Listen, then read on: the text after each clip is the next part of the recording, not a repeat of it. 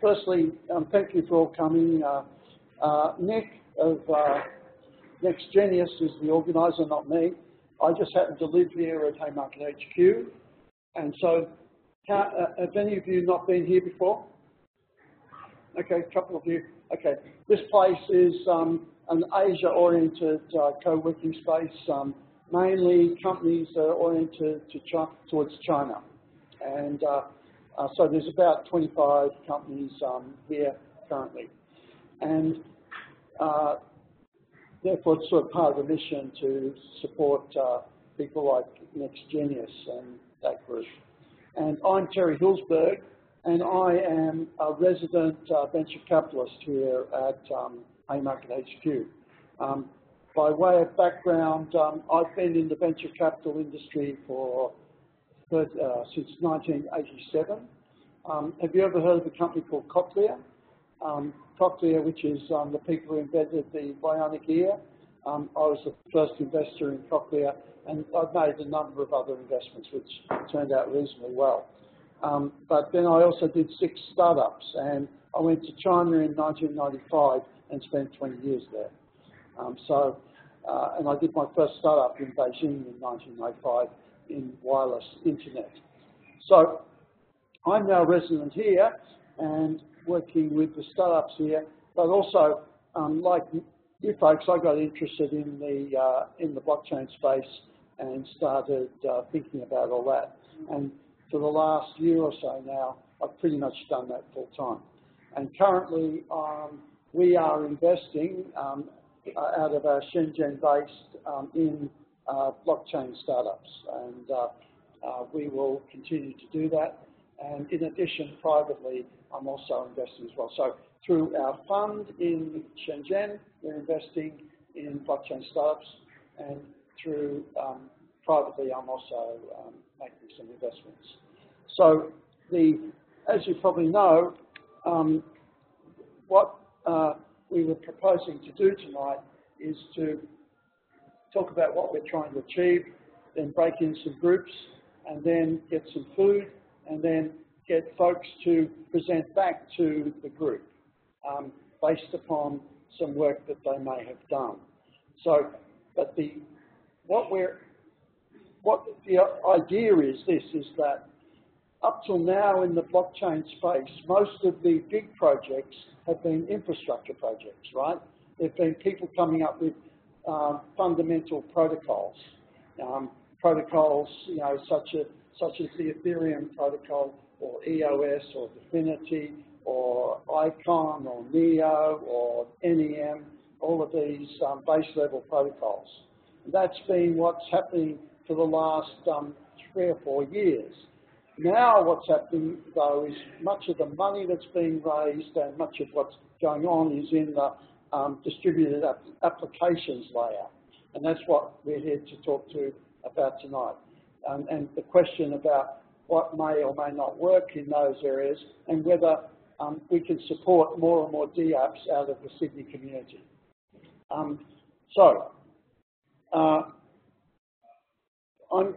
First point, though, is that we're going to order some food, and anyone that wants some food has to make a donation. And Nick, have you got a hat or a bowl? A bowl. Oh, there's a bowl. Oh, right, okay. So we'll pass the bowl round.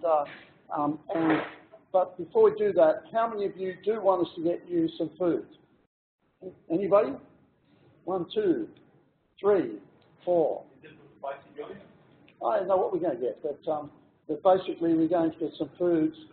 Then we need to vote, actually, also. Will you? Decentralised.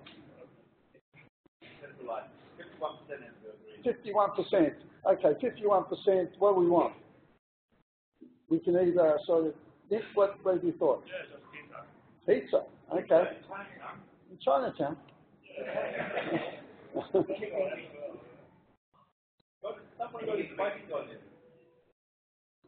Well, what you've got, DK, you're an authoritative figure in this. What would you suggest? Right. Okay.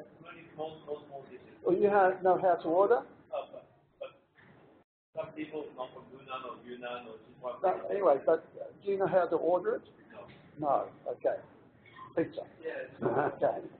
On the basis, so basically we suggest you put in $10 and we'll get some pizza ordered and have that a bit later. Also, by the way, if anyone wants a beer, there's one over there in that tin. A beer or, and there's water over there. Now, so before we do that though, first thing we need to do is to introduce ourselves to each other. I've introduced myself, so let's go around the table, starting with this gentleman over here. If you could just hop up and tell us what you do and what you're interested in.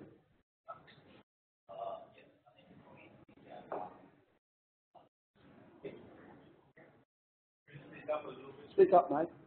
Yell out.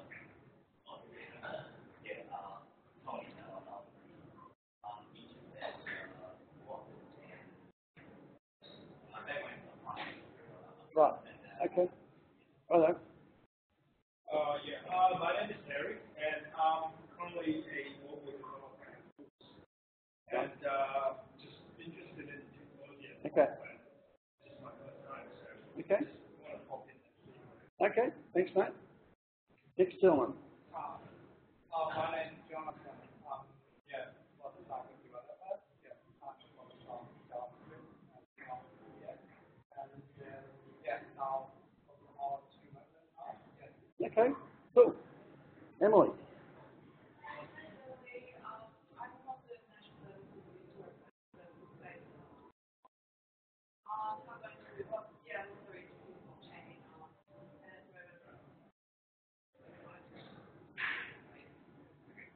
Okay.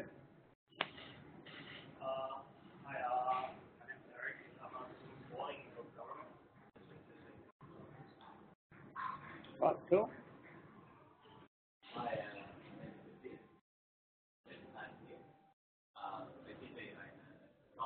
Right. Right. Right. A core banking project, okay?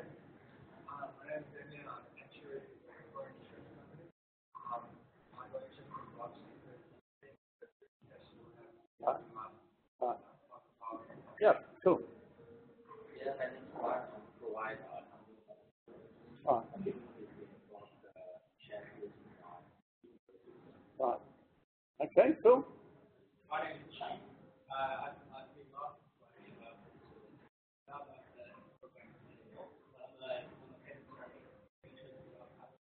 Okay. Cool. Green.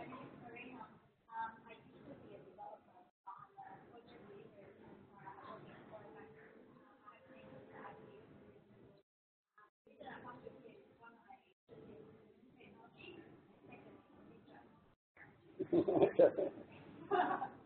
Right.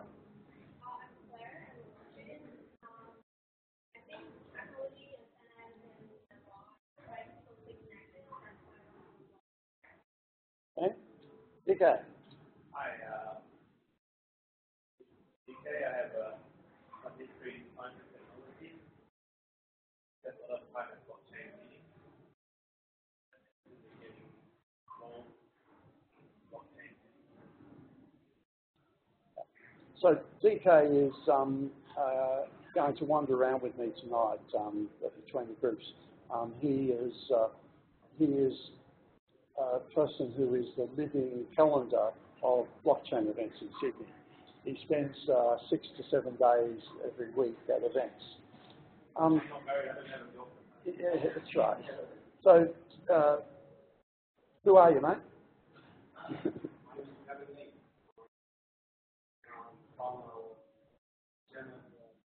Yeah.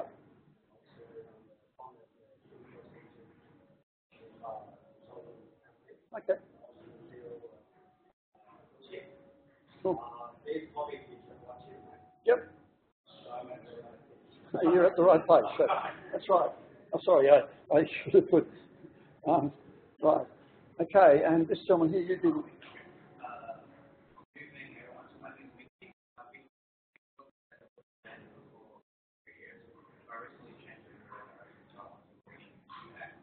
Right.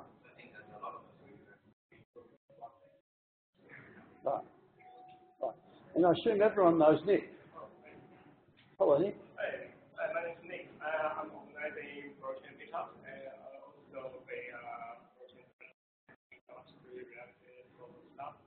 So I'm quite excited to know based on the ATV, so we'll see how it goes. Yep. Okay. So bottom line is that we don't know how this is all going to turn out because we haven't done this before. And but our idea is that we will break. I will give a very short presentation. Then we'll break into groups to think through a real problem, and then you come back and present at the end your thoughts on the problem. Okay. It's sort of just a mini exercise, project exercise, to see if if we've mastered some of the things in doing a project. Okay, so I'll therefore just talk briefly about what I think are some of the differences between the blockchain type startups and normal old startups, and some of the things that you have to think about in a blockchain type startup. So these are all, by the way, I circulated this before in the group. What's the group again? The blockchain meetup group. Yeah. If you're on that WeChat group, this is already there. But don't, feel free to copy.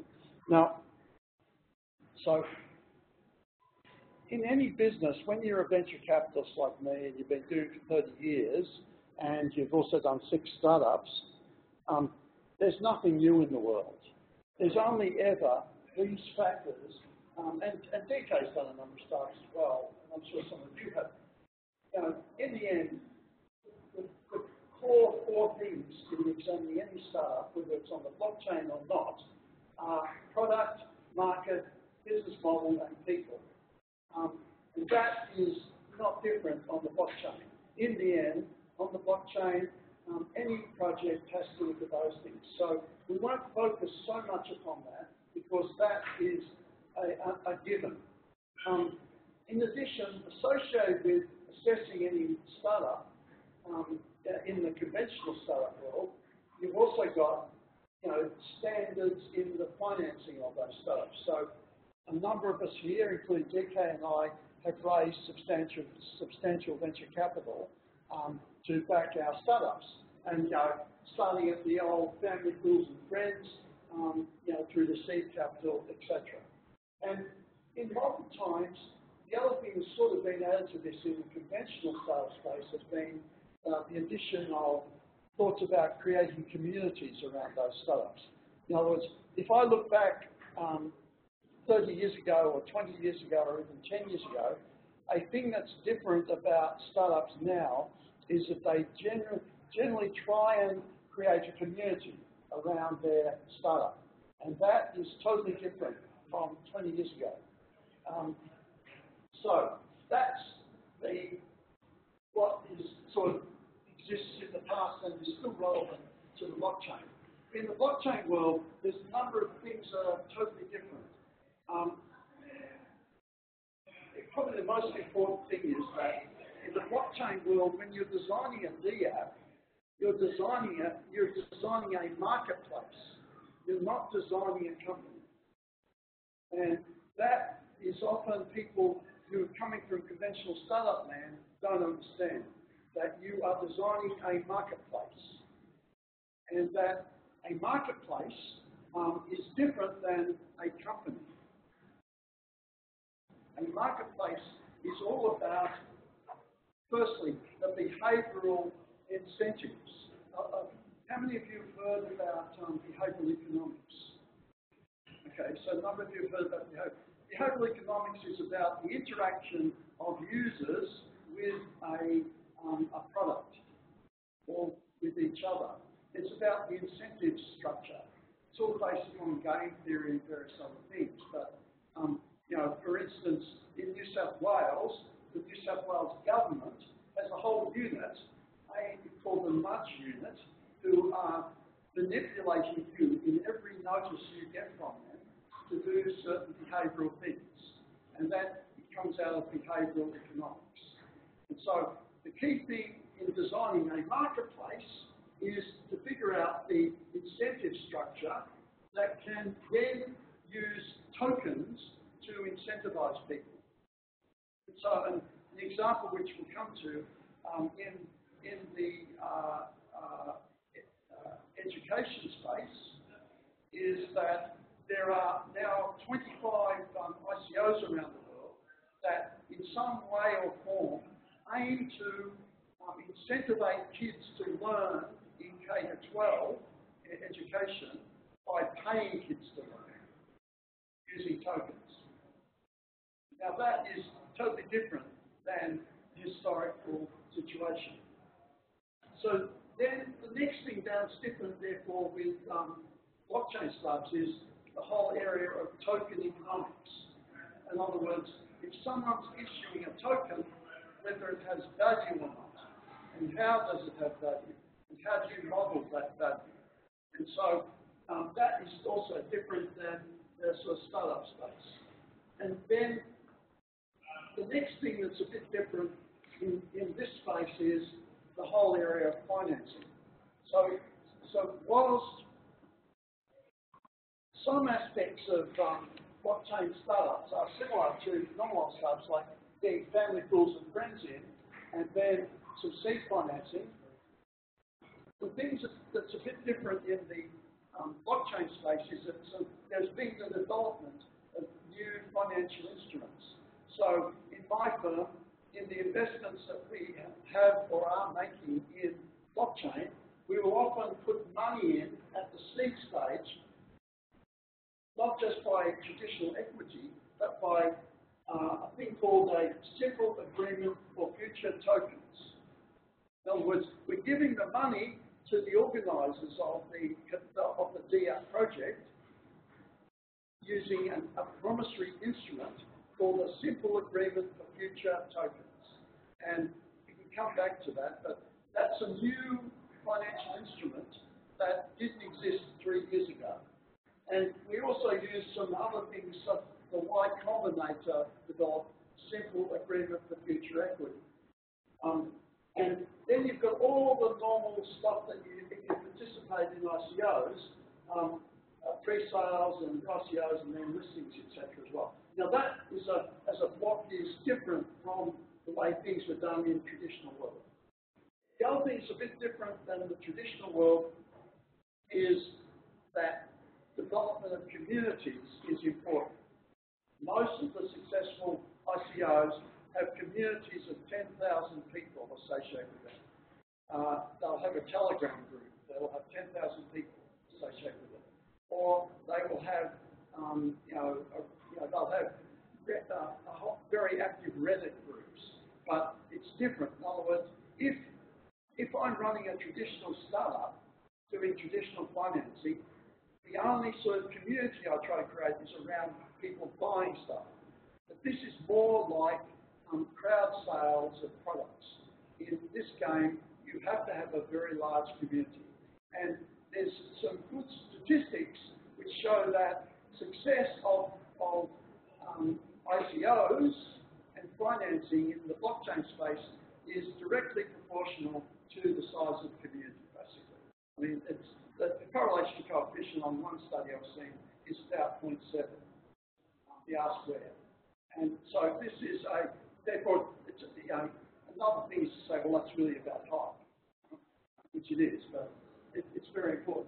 Because if you've ever been in an ICO environment, what you see is that a lot of it's about people testing how honest other people are. So I'll come back to this, but to give a couple of examples of two extremes of dApps. Okay, this is a dApp that comes out of a company in Canberra called, the company at the back of this is called Questagain, but what they've done is that they are aiming to get kids to go out and find new species in the environment, take photos of it, then have those photos go and have AI identify around 85% of all of those animals or plants, and the last 15% are identified by 3,000 experts around the world. Now, that exists today. The problem with that as a business system is that apart from the kids wanting to do it because they enjoy it, there's no incentive for the kids to go and do that. They don't get paid. And so that is not so hot. Similarly, the experts don't get paid, apart from through some sort of bragging rights. So what this company's done is design a dAPP and a token economy that tries to address this.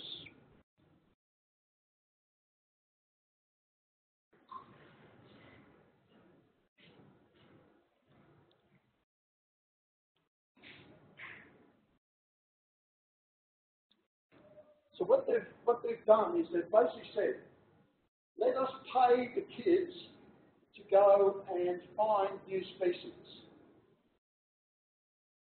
Let us pay the experts to verify that those new species have been found. Let us charge people who want to use that data for doing that. So, an example of this, which took place in the last few weeks, is that the Commonwealth government gave a bounty of $50,000 for any kid or anyone else who could find an animal on a prohibited species list that would cause damage to Australian agriculture. So the kids were incentivised to go and look for 20 animals that could destroy Australian agriculture in a particular area. And so one kid found a particular species that shouldn't be in Australia, which could cause $200 million a year worth of damage. And that kid has got $15,000 out of it. Yeah, yeah, thank you. I understand the system and I understand the reason behind it, but I still struggle to understand what's the difference between blockchain, but these systems can build on the centralized database. Sure. And what's the difference? Yeah, why blockchain? That was my next point. Why was the blockchain useful in this particular case? The answer is the immutable nature of it in cross-border situations. In other words, this is a problem I think a lot of people have in Australia, in that here we have a place where the rule of law prevails. But if you are a kid in Africa finding something and taking a picture of it, you don't want a corrupt local official who had let that thing happen to be able to stop you recording it and putting it in some immutable manner somewhere. In other words, people, in most of the use cases I've seen where the blockchain is useful, particularly in international situations, it's because of the immutability of the transaction. Yeah. Even though a centralized database exists in Australia, why? So basically, this cross-border, the problem is just whether it's digital or not, right? But why would you trust someone in Australia? Sorry, I think it's fundamental. If I am a kid in Africa, something that the United Nations Biodiversity Program out of Copenhagen says is, well, it shouldn't be here and don't pay me to identify it. Why would I trust some database in Australia as opposed to a smart contract that automatically rewards me if I found that? And that, if you look at most of the dAPP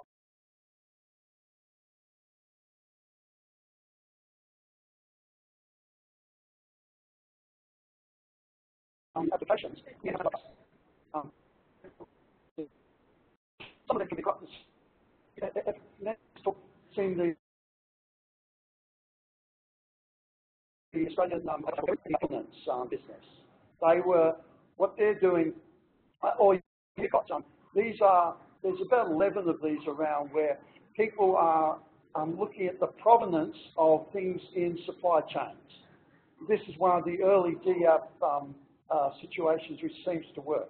Nobody's making any money on it, but it seems to work. So what Devery does is it tries to say, can you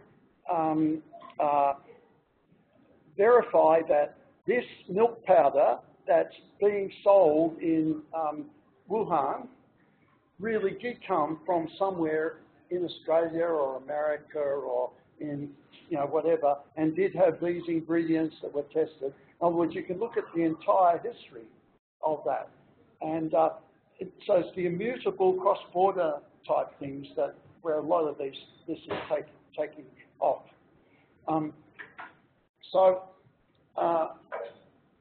In this case, it is the cross-border immutability of it all that has attracted the United Nations to support this project. Because it's hard, it can be corrupted.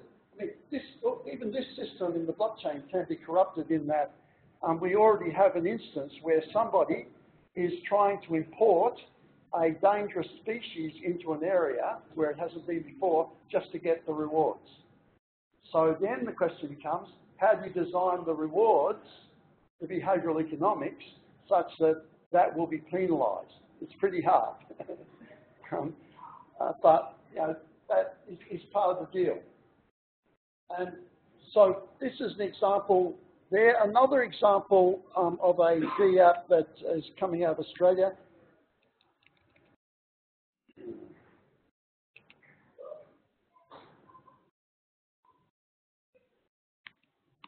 Oh dear.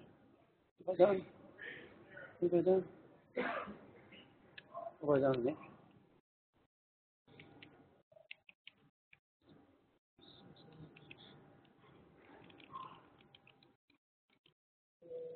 So you want to go back to the It was no, sorry, it was in the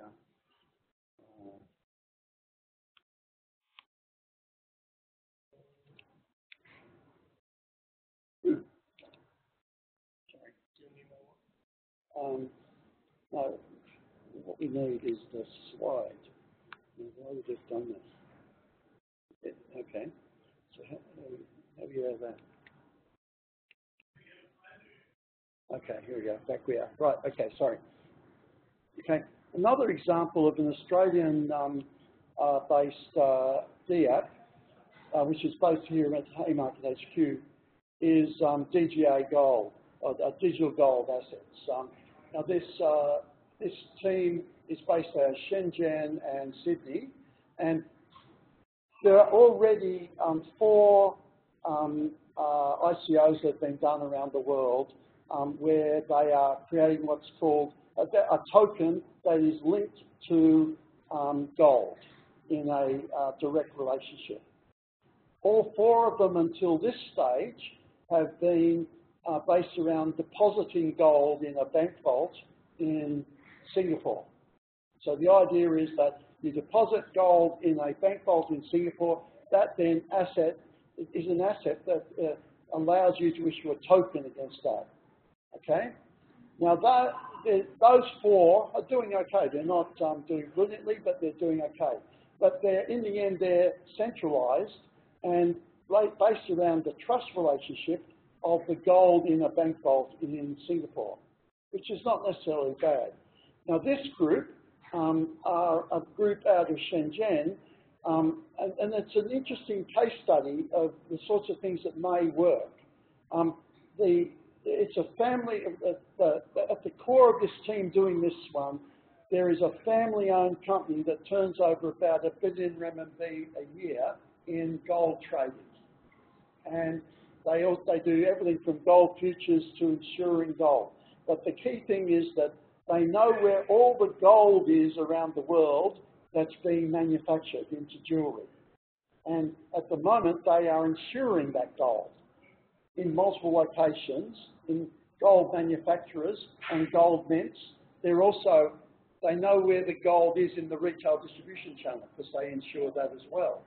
So what they have come up with is, the brilliant idea is a decentralised gold trading system that uses their knowledge about where the gold is through their insurance contracts to collateralise or back the issuance of a gold coin against that. So this one is decentralised versus the centralised opposition that they have.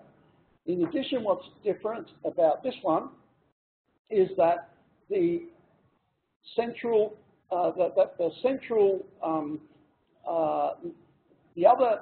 opposition was doing it on open public blockchains where people's transactions could be traced. They're anonymous, but if you know the entry and exit points, you can trace the transactions. Whereas this one's using a number of techniques based around some technology that was developed by a project called dAPP to anonymize and privatize the thing. So that if you buy one of these gold coins, then the entry ramp onto the blockchain is private, and then what you buy, the token, is totally fungible. So that you can go anywhere in the world within a network of 3,000 retailers and redeem that gold. So this is their claimed advantage over their competitors. But again, the thing that the blockchain does is that there's no central database anywhere that says who bought that gold. And it's anonymous, and they've designed it also to be private. And that's the advantage of the blockchain in that case. So, the thing there then that what we would like you to do tonight is to break into teams and to think about these problems. Think about, firstly, a problem that that you would like to examine, whether the blockchain works or not, and then go through, okay, what does a team that is doing a dAPP need to have in terms of its members? Then how does the market currently work? What's the pain point you may be able to solve using the blockchain? What is the advantage or no advantage of using the blockchain to solve that? And what would be the main things you would design into into a solution that addresses the pain point? And what would the technology solution look like? And finally, what would you look, if you were going to then raise capital against that, all things you need to do that. Now, rather than me talking any longer, this is essentially what we'd like you to have a go at in some small groups. And DK and I will wander around and try and assist you to think about that. Is that a reasonable idea? Okay, so I sent this out to the group earlier, in the blockchain WeChat group. Yeah, so is there anyone not in the group now? Anyone not in the group? Okay.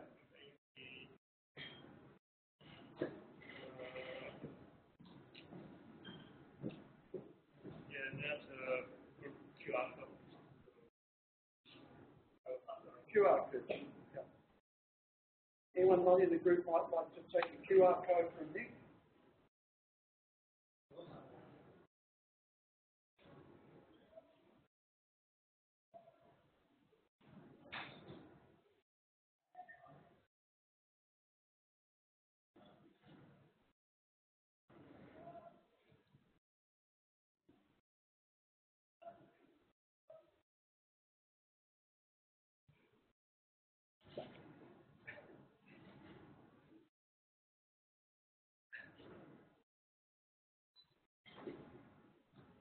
Okay,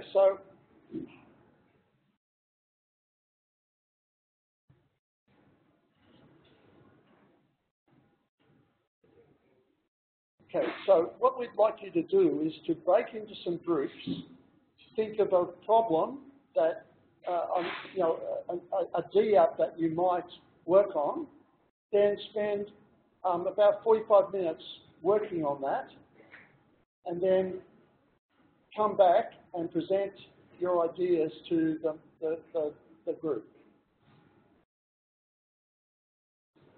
Sound okay? Okay, so you've done some pre-forming of groups, haven't you? Right. Okay. Right.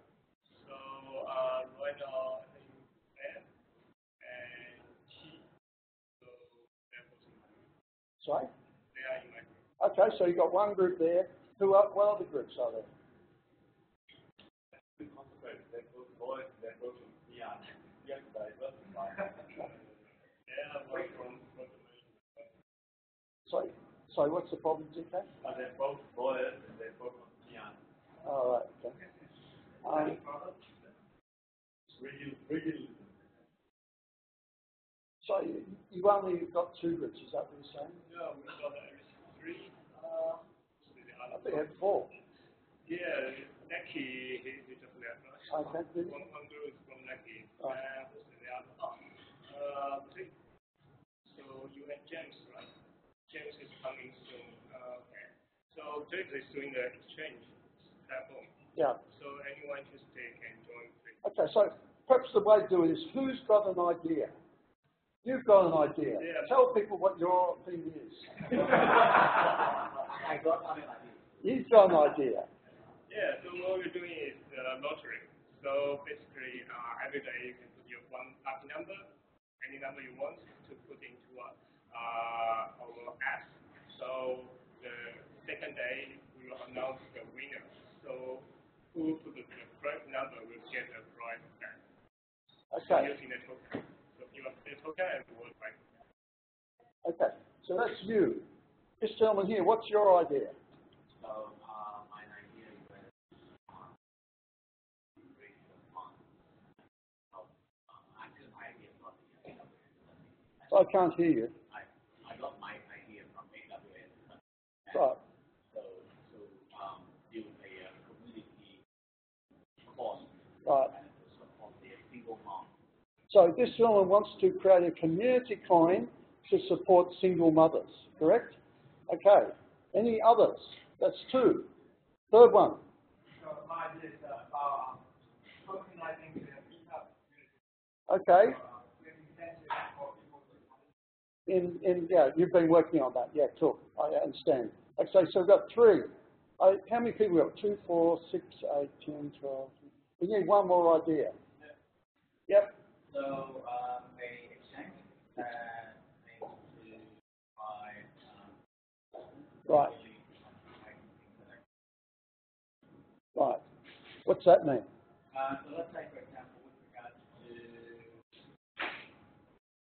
events, for example, carbon cost, Yeah. entry cost would be somewhere around $500,000 in Australia. Right. Right. A number of risks, like Bitcoin investor, Yeah. that won't be able to Right. like buy one unit. Right. So fractionalizing these, tokenizing these. Right. That sounds reasonable. Idea. Yeah. Okay. Yeah. So an investment fund. So we got 4 groups. So I suggest that the 4 people, Nick, you go over there and take your followers. You take your followers over there. You take your followers here, and you take your followers here. And we separate these tables into 3 again.